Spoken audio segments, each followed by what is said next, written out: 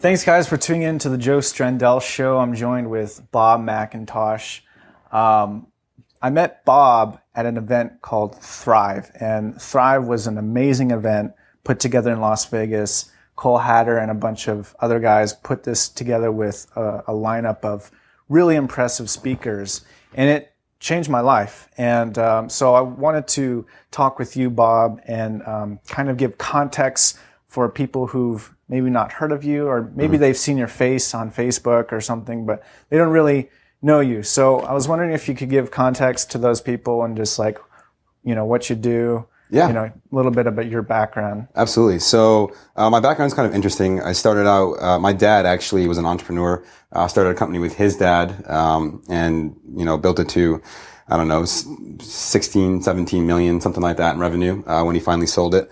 And, so I always kind of had that entrepreneurial spirit, but, you weigh that with the opposite of going to get a job, and the going to get a job route won out for me initially. So I graduated actually, and I used to, I did this for 6 years, essentially legally hack into banks, and tell them how we breach their security, what they need to do to patch up security holes, things like that. And, so it was a fun job. It was a lot of fun, but it was never going to be my thing. And so, I eventually was like, hey, I want to do something different. And my dad and I, shortly after he sold his business, we started, a real estate company. And we still have that operating in Buffalo, New York, flipping houses and a few other things out there, some buy and holds, like some rental properties and things like that. But, that's kind of how we got the start. I got my start with the entrepreneur path.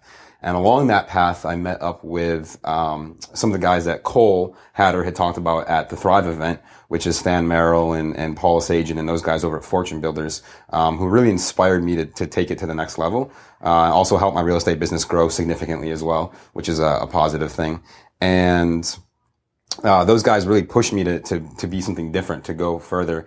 And through a series of really coincidences, I ended up on stage at one of their events in front of I don't know how many people, probably 300-400 people, talking about some successes that I had doing some internet marketing and a few other things. And that led me into being like, wow, this is like where I'm supposed to be, doing what I'm supposed to do with the people I'm supposed to do it with, helping people out, and the overwhelming amount of just, I'll say, the best word I can give you is just love that people gave me afterwards about how I had inspired them, made me feel amazing, and more fulfilled than I'd ever felt in my life before.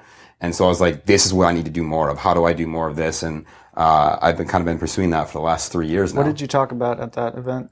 So that particular event was more in relation to some internet marketing stuff.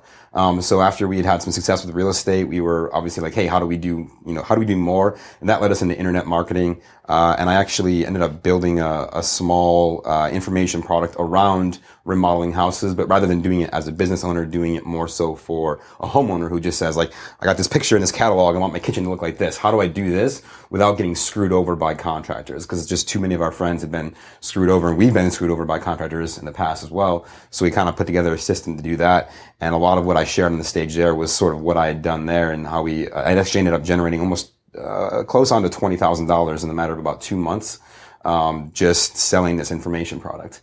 And so that was what that particular event was about, was just, hey, me sharing that success. And it kind of launched me from there into what I do now, which is mainly speaking, and, now more recently now coaching group masterminds and my book and a few other things. Yeah. I wanted to ask, and when people, ask you, what do you do nowadays? Mm-hmm. You were mentioning real estate marketing, and would you say your focus is on your book that's coming out, or what would you say you do? Yeah, my focus right now is still primarily on speaking. It is I have numerous streams of income, but it is the single largest one that I have. Mm-hmm. And it accounts for a good chunk of what I do. So that's my focus, is just growing and being a better speaker. What do you speak about? So a little bit of what I speak about is a lot of what I speak about is teaching internet marketing. So some of the tactics that we had implemented in growing that product that I mentioned, and doing it for anything else. Really, at the end of the day, internet marketing is the same for any product. It's just a matter of unplugging one and plugging the next one in. So like the social media? Yeah, like social media, how to get ranked on Google, how to start driving traffic, a little bit to the paid ads stuff. I'm definitely not an expert in that. I have other people that are much, much better than I am, but I do know enough to make it work for when I need to. and a few things like that. And then the other part of what I've been doing, this is more recently, really within the last, I'd say, year and a half, is on the motivational side, helping entrepreneurs get out of their own way. So, in the last 3 years, what has happened is I've spoken in front of, I don't know, somewhere a little more than 3,000 different entrepreneurs over the course of the past few years. And in talking to them, the number one thing that was like consistent across all of them, not all of them, but the large majority of all the people that I talk to, especially and most of these folks that I talk to are just getting started or in the early stages of building their business. The biggest problem they have is that they're stuck on this perfectionist mindset that everything has to be perfect before I can get it out, before I can launch it, before I can do it. And they're almost letting that fear paralyze them so they don't actually do anything. They'd rather not do something than put something out that's not perfect. And like the silliest example I can give of this, but gives a clear picture is, a lot of the class I teach is about internet marketing. And in order to have a good internet presence, you first have to have a good core website for your product, your brand, your service, your company, whatever it's going to be. And there'd be these people that I talk to that would be like, well, I don't want that to go live until, I'm 100% okay. Every little detail is good until my logo is 100% done. And I'm like, who cares? If you put it out there now, nobody knows who you are anyways, because you're just getting started. At least if they go find something is better than finding nothing, because then you have zero credibility at all.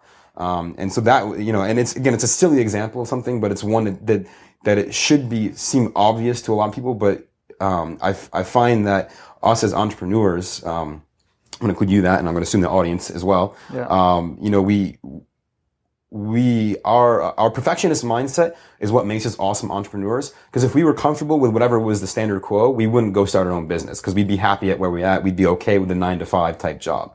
And most of us are not. We want something to be better. We know it can be better, someplace else. And so we start that business. But that same idea of, hey, it can be better tends to lead us to being like, well, it's got to be perfect before I get out in there and do it because now it's my name on the line, not someone else's. Yeah. And that also tends to hold us back too. So it's an asset and a weakness at the same time. So you speak towards that maybe perhaps fear that entrepreneurs have that, oh, this needs to be perfect. And you're saying, no, it doesn't need to be perfect. Just get something out there and then you can improve upon it as time goes forward. What would you say, speaking about like perfection, like when is it good enough? Yeah. When is it good enough? That's a hard question. There is no definitive answer I can give you. But what I've tended to find is one of two rules fall in place: the universal 80-20 rule, or more often than not, the 98-2 rule, which is you're going to find that when you're working on something, anything for that matter, generally about 80% of the results will come from only 20% of your time. More often than not, especially in a startup, you're going to find it's about 2% of your time to get 98% of that way. But then people get hung up on that last 2% that they want to get there, not realizing that it will take them that 98% of their time to get the rest of that way. And there's no one that can tell you exactly where that line is, you have to kind of figure that out for yourself. But a lot of what I talk about in my book is how to set up checkpoints and how to ask yourself the right questions to say, hey, is this done enough? Can I put it out there and we're okay? Mm-hmm. And for example, that's actually one of the things I talk about in the book is setting up those checkpoints. Is saying, if you're going to spend, let's say 100 hours working on something, have a checkpoint at 10 hours, at 15 hours, at 25 hours, at whatever it's going to be. And again, you have to figure out where those are, but put those checkpoints in just to stop yourself and say, where am I at right now? Am I okay? Is this good enough to go out there? And if not, then keep going. And you gotta make sure it's good enough. You don't want to put out something bad just for the sake of having something, but you also don't want to sit there and spend the next year of your life talking about it and not actually doing it. Speaking about your book, have you been watching Lewis Howes? Mm-hmm. I have very much. Actually, his book just showed up in my apartment yesterday. Oh, nice. Last night. I think it's pretty impressive the way that he's been able to get people excited about his book. Absolutely. I mean, everywhere I turn, someone is talking about it. Mm-hmm, mm-hmm. And I remember talking with someone who was like unsure about like how it would work out, but I'm watching that and thinking this is a successful book launch. Yes, very much so. Now, what type of things are you doing to prepare for your book launch? Yeah, so it's funny. The outlining and then recording, transcribing, and editing of my book has taken about a quarter of the time that we have taken preparing for the launch, which I had no idea. Like I got to the point where the book was done and I was like, yes, we're good. Let's get this thing out there. And then I hired a gentleman by the name of Joshua Sprague, who has been helping me with that launch process, taking on a lot of that stuff for me just because I haven't had time. The book would probably not come out until late next year if I try to do it all myself, realistically. And there's been just so many little things that, just are important, but just take a lot of time to get up and going. But the biggest thing that I've seen other people do, and this includes Tim Ferriss when he did his book launch, you got a picture with him. Yeah, I did. That's a funny story. We can talk about that when we talk about Tony if you want to. Yeah. But, so Tim Ferriss did this. Lewis Howes has done this. If you look at anyone who has gone from, I'll say, a no-name author to somebody, whether it be New York Times bestselling or even an Amazon bestselling, the few things that they do, very well is that they promote the book before they launch the book. They get a lot of people involved, and that's a lot of what I've done. I spent a lot of time doing some interviews with 6, 7, 8, and even 9-figure business owners to get their take on my experiences and what I've seen out there. And the funny thing is that they all pretty much agree with what I have. So that made me feel good. Like the last thing you want is to be like, oh man, like I got it totally wrong. Yeah. But yeah, no. So just doing that and just building that list. For anyone out there listening right now that's thinking about launching a book, the one thing that you need to know is that if you're a first-time book launcher, unless you've already got a massive list and a massive following, the chance of you making a lot of money and becoming a New York Times bestseller is almost zero. Because I think it is, you have to sell, I believe it's 20,000 copies in the first week at full price to be considered a New York Times bestseller. And that's just to be on the list. That's not number one. You have to sell a lot more to get up to that number one spot. And so unless you have a massive list. Is that list, what you want to do? I'd love to, but I don't have that big of a list. Are you going to leverage other people's lists? Yeah, well, that's where you go in. You can leverage as much as you can. But again, if you're someone like me who's relatively unknown in the space that I'm writing in the space that I'm moving into, I have a lot of experience with the people that know me. They know me very well, but the people that don't, they don't. And that makes it much, much harder. But with that said, building that list before the launch is huge. And so I'm leveraging every possible connection I can, podcasts like this, wherever I can. And also, hopefully, I'm providing value. I'm hoping someone gets at least something out of this. As long as one person takes away even one good idea from this conversation, I'll consider it a success. Totally. And this will last for the next 2 years. Exactly. And it's just out there building that and getting people in and knowing. And I think you've also got to realize you've got to give. And like I said, I don't plan, if I break even on my time and money that I spent to market and write this book, I'll be stoked. Yeah. Realistically, it'll probably be a negative, for me, with all the book sales. Just cause again, I'm not selling, 20,000 copies in a week. You're not doing it for profit. But exactly, not doing it for the profit. I'm doing it to get out there so people know who I am more so, and so that I can help more people at the end of the day. And for the entrepreneur, because obviously the money is obviously important. We're not here if we're not trying to make money. The back end, the coaching, the masterminds, the other things that will come because of this, that's what I'm banking on, to make it worth my time for writing this book. When will the book come out? I don't have an exact date yet. We're working on that. Like I said, there's a lot of moving pieces, but I'm hoping hopefully in the next 8 weeks, maybe a little bit less. But definitely, if you follow me on Facebook or you anywhere online, you'll see when it's coming due, because I'll be out there pushing it as much as I possibly can. I definitely want to stay connected and follow, this launch for you. Absolutely. But you were talking about, making money and entrepreneurship, which wanted to bring me back to Thrive. Mm-hmm. And for me, there was so many things that I took away. And, I could name one, but I was curious as to, maybe top 1, 2 things that you took away. Yeah. I think the number one thing I took away from this, is the power of connecting with the right people. Not just connecting for the sake of connecting, but with the right people. If you look at someone like Cole, who put the event on, while in the real estate space that he participates in, he's probably fairly well known. But outside that space, I would say he's not known at all.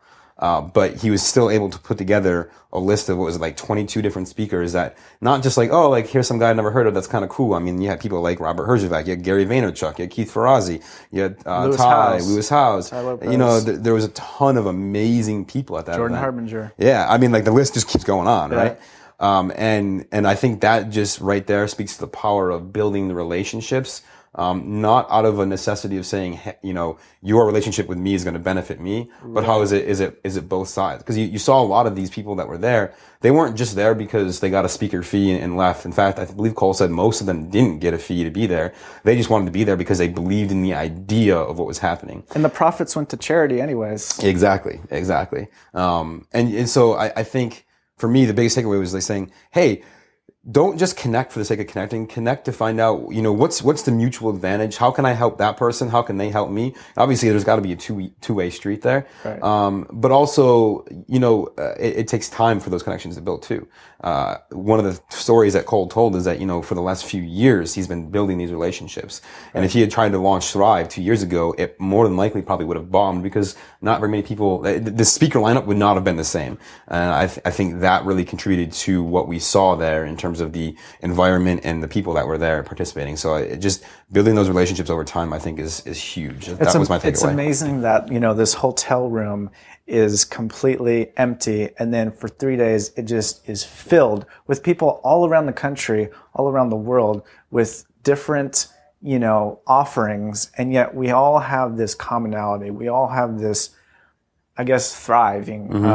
And that was a huge takeaway for me, was Cole's explanation of the XY Cartesian coordinate of making money, surviving, giving, and then thriving. And at any one point in our life, we're in one of these quadrants, and the goal being thriving, which is a combination of all three. That spoke to me a lot. It was like, you don't want to just make money and be a dinosaur. Yeah. You want to give it away. You want to help other people, provide value to the world. And so that was one thing. Is there maybe any other? The other thing I would take away from that is just the power of finding like-minded people. Obviously, building the connections is great, but one of the things that struck me the most about that event was how, I talked to people from every walk of business. Like, there was a woman who owns a furniture repair business, to internet marketing, to real estate, to just straight people just doing podcasts. And these are all different businesses, like not at all related at all to each other. And yet they came together and they were all, one, excited to be there, two, excited about the idea of that thriving quadrant, being in that quadrant, not just saying, hey, we're gonna make a lot of money and, make it rain everywhere. It's that idea of having a purpose behind what you do. Yes. And I thought that was awesome to see so many people excited about that idea of thriving. And that, if anything, really kind of gives me a little bit more faith in humanity, saying, hey, we're not all just trying to make money and tell everyone else to F off. It's about building something more than ourselves. And I think that was really, really cool. And as much as you can find people like that are on the same path as you, the same mission as you, you're gonna, even if you never do anything that generates a business deal for you together, you're in the same tribe. Exactly. You're in the same community. Exactly. And Cole is such a community guy, and I love that because, maybe the real estate person doesn't necessarily, they're not going to be doing what the, car sales guy is going to be doing. Yep. But they all have the same purpose. And I liked how Robert Herjavec spoke into that. And you got a photo. Was that, your favorite speaker, or who is your favorite? Out of the speakers, Gary Vaynerchuk was still one of my favorites. Why was that? Because he doesn't give a crap what you think. He doesn't care if you like him or if you dislike him. And he says what he thinks, and even if he's wrong, he'll be like, yep, I was wrong. But guess what? I called it how I saw it at the time, and I went with it. And I think that level of authenticity and ownership of self is very, very rare, in this space. And finding someone who just literally could care less if you like him or dislike him. I think there's too many of us that put that perception on our self-image and making sure everyone, I gotta be okay. Is everyone gonna like me? It's okay, trying to please everybody. And he just doesn't care. He's just like, this is the way it's gonna be, and you like it or you don't. And I love that about him. And you saw that. Also, I think he definitely won for the number of F-bombs in one speech like I've ever heard. I think I lost count. Those New Yorkers. I think I lost count somewhere around 37 or 38, and I was like, "Oh, we're done counting now." Like, it's just, and he still had like 25 minutes to go. Yeah, that's not really my style of speaking, but no. But you know what? It's not everybody's. And actually, this is really interesting. I was just watching a video yesterday, actually, from Marie Forleo. Yeah. And she was talking about the last 256 episodes of Marie TV that she's done. And she said, if you go back and look at some of her first videos, she was like an angry sailor cursing all the time and just didn't care. And then she realized that, hey, her audience may be better served by her not doing that. And it wasn't that she was pandering to the audience, just realizing that if she wanted to provide value, this is how they would do it. And I would say the opposite is true of Gary. If Gary were to suddenly go super nice and never swear and never, not be that Gary that we, a lot of us will know. That authentic you would immediately lose him. He would not be the same person. And I think that authenticity would fade from him because that's just the way he is as a person. Right. So you're saying like, you got to be authentic, whoever you are. Yeah. Whoever you are. Yeah. Thrive was amazing. And right after that, you went to San Diego and then went to Tony Robbins. Yes. How was that event? I mean, I was seeing videos. There was like 10,000 people there. Yeah, it was close on. It was like 97 or 9,800 people, something like that, attended this. And so first of all, when you get 10,000 people in the room, the energy already is going to be kind of crazy. Just because there's just that many people. The more people you have in a room, as a speaker, I've realized the more there is, the higher the energy just naturally becomes. It's much easier to get 10,000 people to chant and cheer and go like that than it is to get a room of 20, which seems counterintuitive, but it's always the case because there's more people that'll be willing to do it. And when one person champions your idea of having energy in a room, everyone else kind of follows suit with that leader in that case.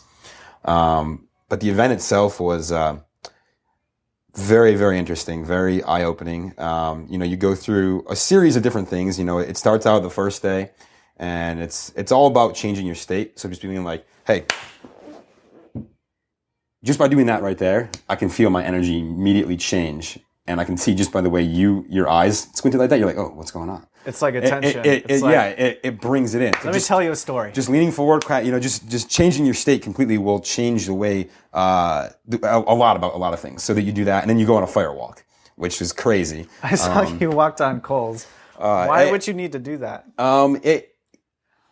It's more of a metaphor than anything else that, you can go do something that's kind of crazy, and you would probably never ever actually do on your own. Or need to. Or need to, yeah. But that you can do it and that you can get through it. And if you can do that, what else can you do? And it's a metaphor for taking that first step in whatever it is you want, whether it's a better career, a bigger business, and you want to build that charity you've always thought about, whatever it might be. Yeah. Was it hot or? Oh yeah. I got a couple blisters on my left foot. Is it worth it? Absolutely. It's worth getting the blisters. Worth it. So what happens is, right, you walk up, right? And the way it's all set up is, there's a bunch of like sod. So like, preset grass, and there's just a pile of coals about 12 feet long right in front of you. And you walk up and your mind is saying to yourself, what the F are you doing? You're going to walk on hot coals that are hot because like you can see like it's like that glowing orange, right? You can literally feel the heat coming off of it as you walk up to it. And you're barefoot and you're like, what your mind is saying to yourself, what are you doing? And it's about taking control of your mind and saying, you're going to do what I say, not what you think you want. You're going to do it because I said I want to do it. And you take it. And it's only 8 steps. It was maybe 2 seconds worth of time. And you get over on the other side, and all of a sudden you're like, oh, that wasn't so bad. Oh, I just walked on fire. Exactly, right? And all of a sudden, it's all about being a metaphor for things, but it just makes you say to yourself, well, if I can do that, what else can I do? Where else can I see? What other steps can I take right now? And then he kind of takes you through a couple other things. And then on the third day, you go through this transformation, and that was by and far the most intense day. And I can't possibly do it justice, in any form of words, but just to give you an idea, he takes you on this incredible high of like picturing what your life could be like and going through all the ideas and things that you want and your purpose and all this. And you're feeling amazing, and then takes you immediately down, to the worst possible place that your life could ever go. And I've never been in a room with that many people bawling. And I'll be the first to admit that I'm not a super emotional guy, but I was sitting on a chair bawling my eyes out. He just has a power of language that he uses, very, very, very persuasive and hypnotic type language effects that just gets into your subconscious and releases that, even if you don't think you might have it. And it was fascinating. And literally I was sitting there bawling along with 10,000 other people. There was one guy or girl, I can't tell which, who literally sounded like they were being murdered. Like they were screaming like they were being murdered. And I'm like, oh my God, like, I feel horrible. Well, at least I don't feel that bad. Yeah. But so you go through that, right? And it just, and the things that he had me picturing in my mind were literally some of the worst. Like even just talking about it right now, I can feel myself being a little bit more emotional about it. What's the purpose of that? It's to take you through that low. And then once you're through that low, he takes you back up to that high that you were at again. So you knew where you could be. You go to where the worst possible place you could ever think or imagine is. And then as you come back, you realize, hey, this is where you are now. Where you are now may not be here, but it's a heck of a lot better than here. And then he says, but what if we could take it here? And that it's a very powerful, emotional roller coaster. Really is the best way I could describe it.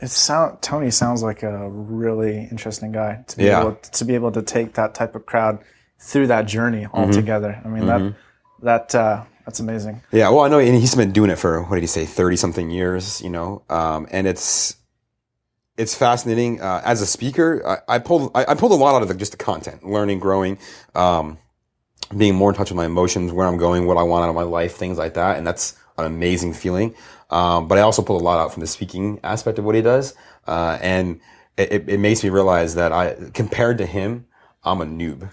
I'm a total noob. Like I know nothing. I know more than probably a lot of people do. And I'm definitely much more comfortable, I think, than most would be on a stage in front of people. But man, watching him do what he does. He probably forgot more than you know. Oh, probably. For sure. For sure. And just the energy he has is unbelievable. When he talks about that, that's the last days. He talks about, your health and wellness and how to have more energy in your life and things like that. But it's a thing, right? You just feel that energy coming off of him. And you just like, I at one point he was standing in front of the section I was sitting in, and I wasn't at the very front, but I wasn't too far back. And he was only maybe 3 rows of seats in front of me. And even there, you could just feel like this power emanating from him. Yeah. And you're just drawn to it. And it was amazing. It was very, very amazing. Well, I remember seeing some video and I don't know if it was your video, but I just hear this voice and it sounds like, I don't want to say a monster, but like a, yeah, come on. Yeah. Well, yeah, and he's got. I mean, the dude's 6'7", and he's got a giant. He's got that deep voice that really gets unleashing in there. The giant within. Yeah, I think he knows what he's talking about. Yes, very much so. I'd be curious to attend one of those. But if you ever get a chance, if any of you are listening, I highly recommend it. It's not the cheapest event ever. I think I spent $800 or $900, whatever was my ticket cost.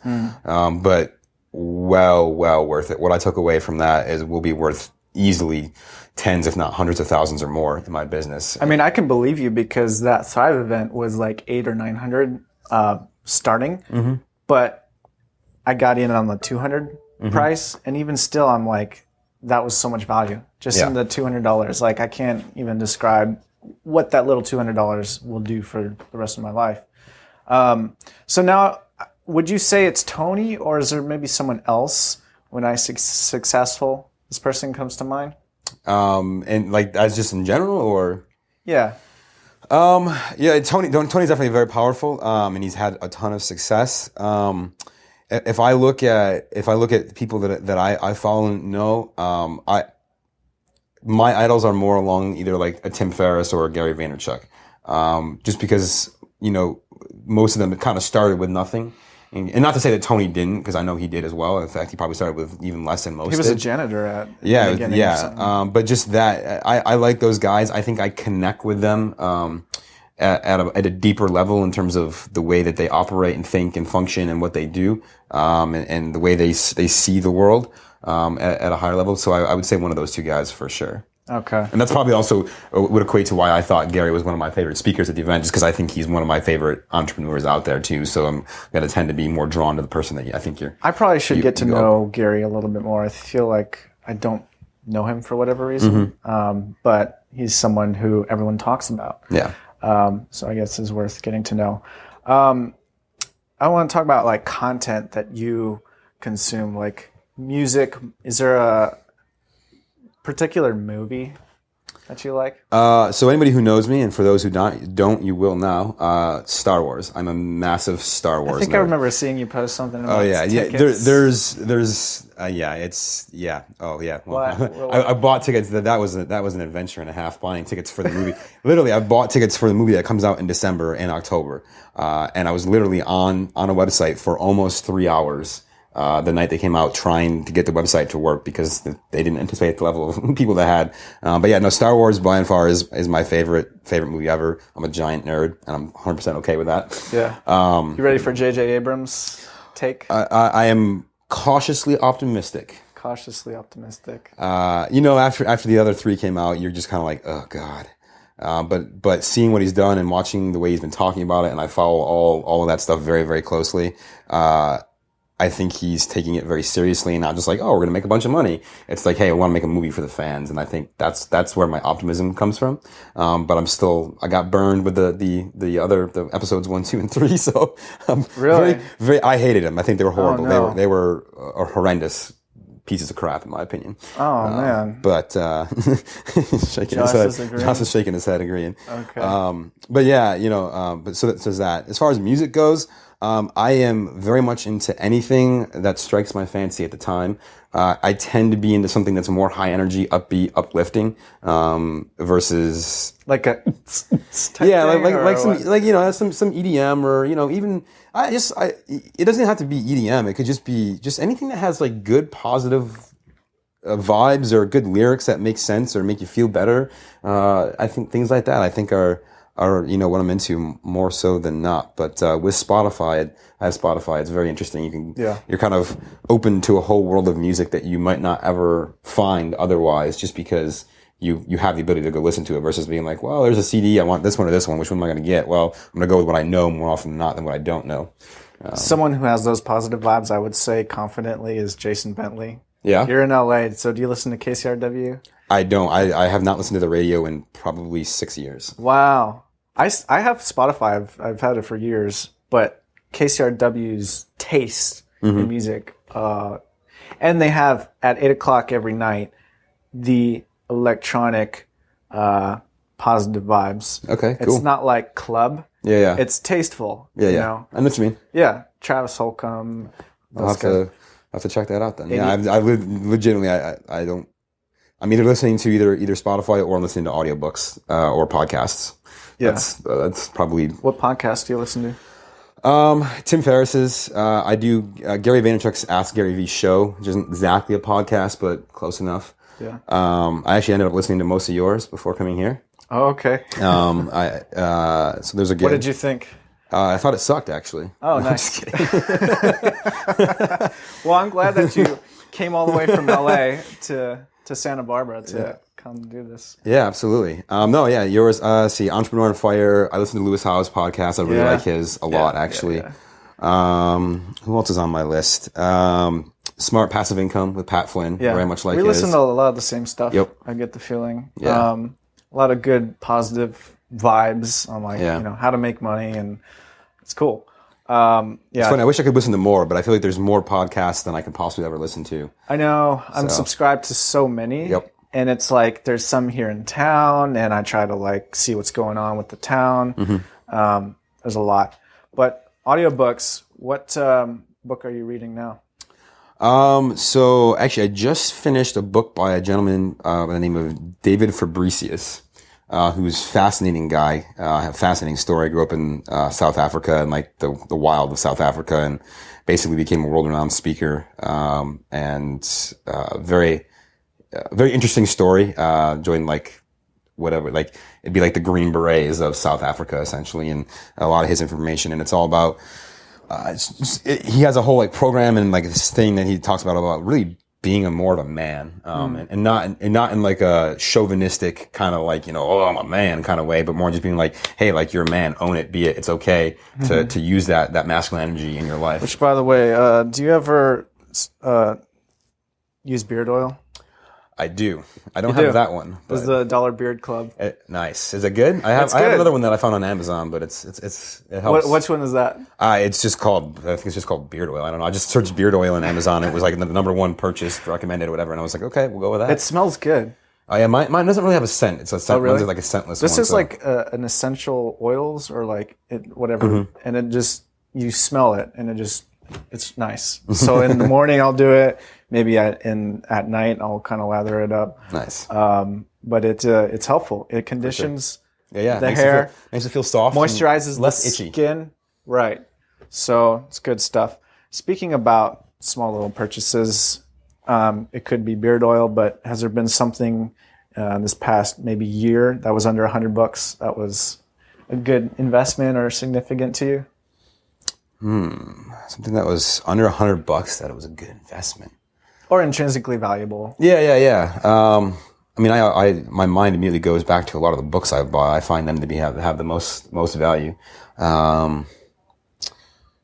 Would it be this particular book that you were talking about, the green one, the Green Beret? That one, I mean, is good. I've read a lot. I've read a lot of books this year. You know, I probably read about 60 to 70 books a year. That's definitely a good book. This year, I think my favorite book so far this year, and actually, I'm gonna have to go with a book for sure. Yeah. Oh man, there's so many. Well, actually, I don't know if this one was this year, but it might have been late last year I bought it, but it was Carol Dweck's Mindset book. I don't know if you've heard of that or read it. Mindset. It's called Mindset, the new, I might get this wrong, like the new psychology of success or something like that, but it's by Carol Dweck. It's the only one by her, called Mindset. And it's just fascinating insight into our mind and how, everyone is one of two minds. It's either they're a growth mindset or they're a fixed mindset, and entrepreneurs tend to be more growth mindset. But it gets into something that actually, and this is what Thrive kind of helped me identify more so with, which was some of my passion, and that's education. I went to a school that I feel did me a disservice. In high school, I really didn't have to try. I would not study for tests, and I would not do my homework, and I would still get high 80s, low 90s on all my tests. And so my grades were always good, but I never put forth a lot of effort. And then when I got to college, all of a sudden I went to a tech school that was, a very, not quite MIT level, but not far off either. And, it's Rochester Institute of Technology, in case anybody's wondering. But I found myself wholly unprepared for that, I guess in my opinion, a lot of what high school is not about the content you learn. It's about learning how to learn. And I didn't get that out, and I was never pushed, I was never challenged, and so I just had a lot of that laziness almost embedded into me because it was just, that's the way things happened. And so I think there's an interesting, phenomenon going on now. You see with like the whole participation trophies and just, oh, it's okay, even if you didn't, do well, we're still gonna, give you a little clap and say good for you. And she has she's a professor, I believe, Stanford University right now. She was someplace else before that. Carol. I forget. Yeah, Carol was. And she's got a lot of scientific data backing a lot of what she sees. But it's interesting because she did a study with kids where they took one group of kids and basically applauded them for the result, and took another group of kids and applauded them for the effort that they put in, regardless of what the result was. So even if they did bad, they still got applauded for the effort and the time they took to do this versus what the actual result was. And what they found is that they were able to take some kids in the poorest performing schools. So they went to like inner city schools where people just, mostly drop out, whatever. And they took kids who were basically written off as these kids are never going to do anything in their lives, and immediately turned them around in a matter of a year, had these kids scoring some of the top scores on standardized tests, and state issued and local issued tests, out of any school in the nation. Just by changing that simple thing, rather than applauding the result, applaud the effort. And I think that's fascinating. And that's and to get back to that, this a little bit of what, I kind of realized at Thrive is some of my passion is I would love to begin a revolution, if you will, in the education system. Nice. I think it's, if you've ever watched Sir Ken Robinson's video on TED, that was where that started for me. It's just that whole idea. And I think there's so much more we could be doing, to encourage our kids these days, and we're just not. So it'll be interesting to see how education evolves, with the current school structure that we have. Yep. And because we live in a time where if you want to learn how to do something, you just go to YouTube. And you don't need to take the time to get ready to go into a classroom and wait for the teacher to come and teach you. You can just instant Google. Education on demand. Yeah. So I'm trying to figure out how I can help with that. Yeah. Because education is, I didn't go to college, and everyone in Santa Barbara, a lot of young people go to UCSB or SBCC thinking they need a degree to make it in this world. Yep. And I'm like, it doesn't matter. Look at like a lot of people who are successful. It's not about what they majored in, you know?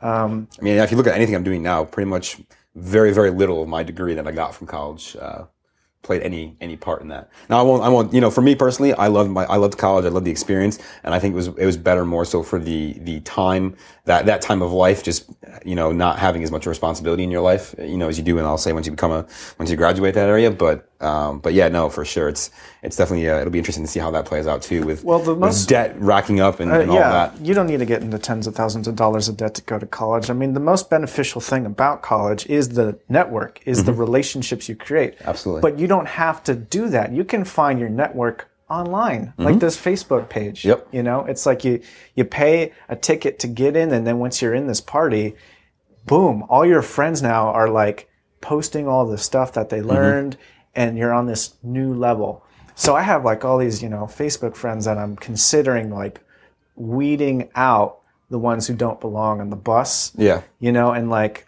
one of the methods from Gary was, contacting each one individually, personalized. Hey, remember that time? Yeah, well, I started a podcast and just curious if you'd be interested in knowing more about it. Send them in, Absolutely. Hey, do you send me your email? I'll send you this. And growing that list like you're talking about. Yeah. So, we'll probably get going on a few other questions and then we'll get going. But morning routine, what does first 120 minutes of your morning look like? It's completely changed because of Tony. Really? I had a routine and he's kind of changed. What did he teach you? He has this breathing exercise and it's actually, I guess it's not completely changed. My morning routine started out with usually a quick workout. I don't really like to work out, but I know it's good for my body. So it was usually like 20, maybe 30 minutes is all I would do. I should do more. I know that, but that's all good. At least something's better than nothing. Yeah. But the biggest piece that I always did was just try to be, grateful. What am I grateful for today? And then, pulling up my list that I had written the night before saying, here's what I want to accomplish today.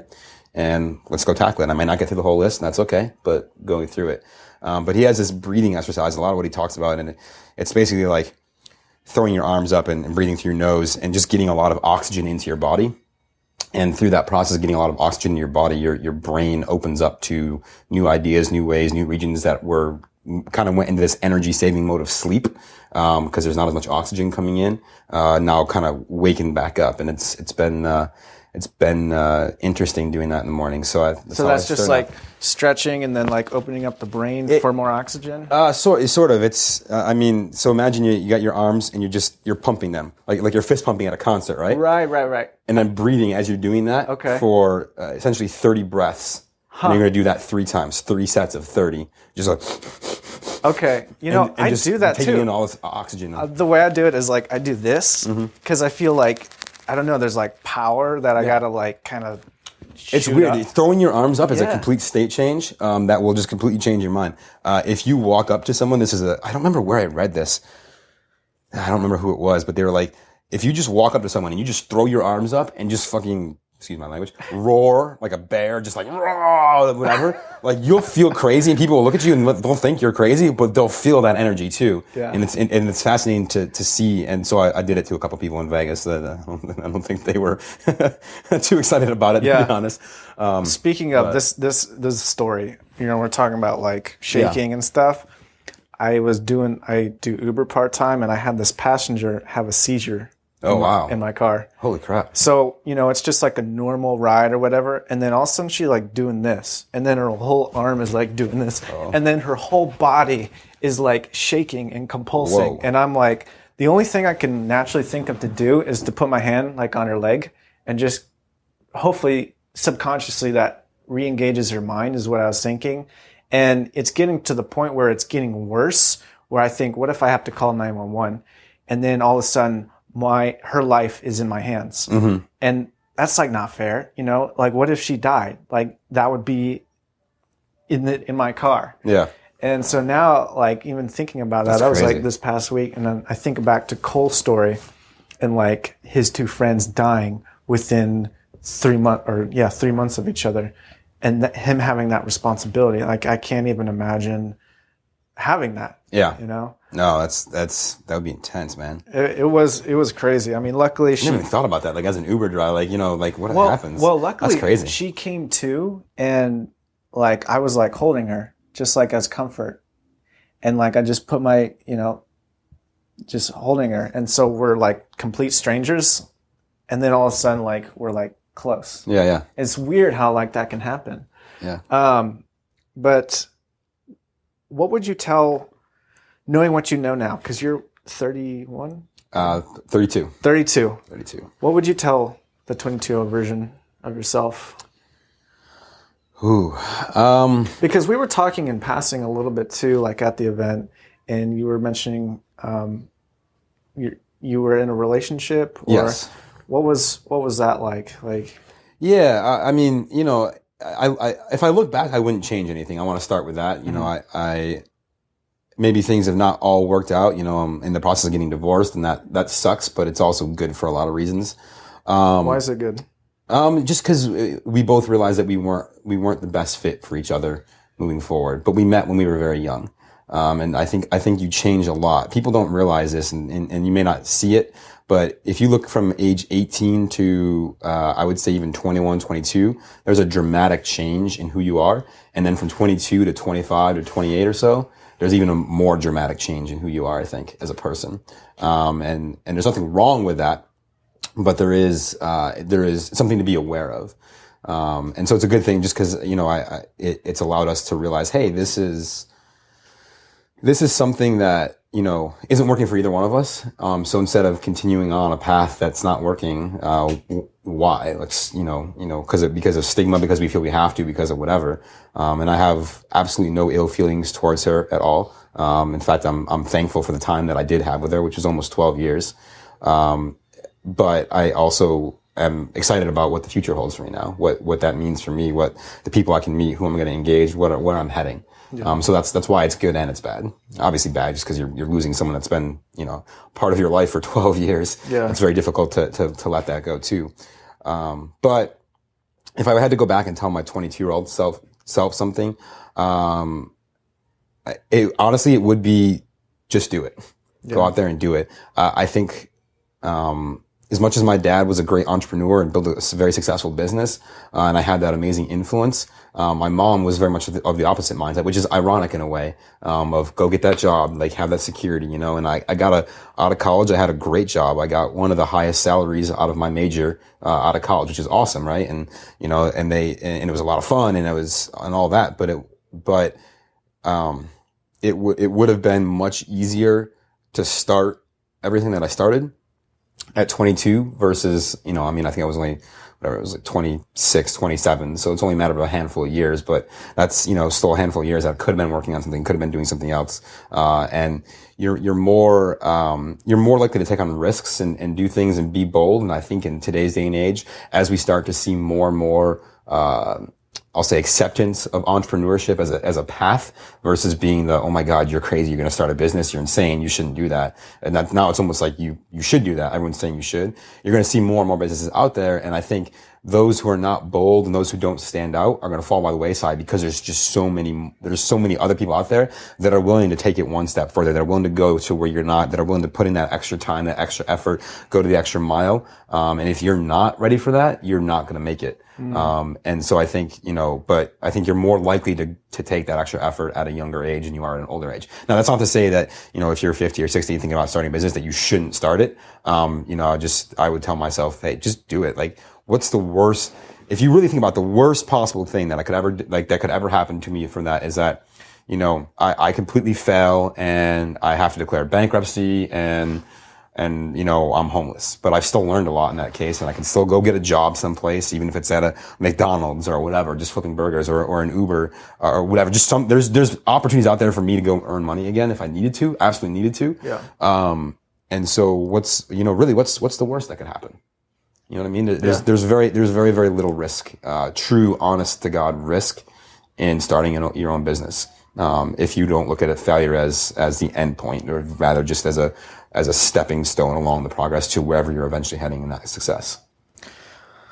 Awesome stuff, Bob. I want to kind of wrap up with just, what you're offering. You're offering coaching, and how does that work? Yeah, so I have some coaching to help you build your business, kind of more focused on the mindset stuff to help you realize what you need to do if you feel like you're stuck somewhere and you can't get through. I'm more than happy to help through that. I also I'm putting together some group masterminds. I believe that they are honestly one of the single biggest reasons I am. Which, by the way, Jason Gennard, that speech was awesome. It was. I just listened. Actually, I listened to his audiobook for his mastermind dinners on the way up here today. Okay, I awesome stuff. Read through his book in like a few hours or something, and this guy is like unknown. He's one of those other guys who are working behind the scene. But the idea of mastermind dinners, I'm like, I've got to do this. Yeah, in absolutely. town, I'm already thinking about names who I can like connect together and like have dinner. And there's so many great places here for that. But sorry. So you were talking about you're coaching and you're doing these. Coaching in these group masterminds, which are basically just an opportunity for people to get together in a facilitated format. And over the last few years, I've met a lot of very interesting people that have very interesting perspectives and unique abilities on things, and I would love to be able to share some of their knowledge and to help other people grow their business. And then obviously the book launch is coming. I don't know, like I said, I don't have the exact date for the release of the book yet, but very very soon, within the next few months for sure. So winter or spring? What do you think? For 2015 or 2016? For the book? Yeah. Oh yeah, definitely. We're pushing hard for it to be out this year. I want it to be out this year. Okay. For sure. Got it. We're very very close. I like I said, I don't have the my guy. I have a guy helping me out with it, and I'm kind of waiting for his go ahead to say, okay, yeah, we're at that tipping point now. Let's put it out there. But I'm hoping within the next 8 weeks. Okay. We're gonna be watching. Yes, absolutely. We're gonna announce that out. Best way for people to get in touch with you? Best way. I mean, I'm kind of everywhere. But honestly, the best way right now is just to email me directly at Bob, B-O-B, at donebp.com. It's DONEBP.com, which stands for done is better than perfect, which is an awesome phrase about getting out of your own way. Yeah. Awesome, Bob. Well, thanks for driving all the way up. Thanks for sharing a lot of the knowledge that, you've gained from several years of hard work, and I know that this will be valuable to the people out there for the next few years. And I'm excited for your book launch. Yes. I'm watching you, how you do it. And I hope that we can continue to thrive together. Absolutely. And thank you for having me on this. It's a pleasure to be here. And Santa Barbara is a beautiful place, so I never mind coming here for sure. Yeah. I'll have to come down to LA. There's a few people down there, but thanks, Bob. Absolutely. Appreciate it. All right. There you have it. Subscribe to the Joe Strandell Show, like the Facebook page, and hop on my email list too. I send these out weekly. Those are the 3 most impactful things that you could do. Thanks, guys, for tuning in. Bob McIntosh, coach. He's got his book coming out. Go check him out. And you guys have an awesome week. Stay tuned.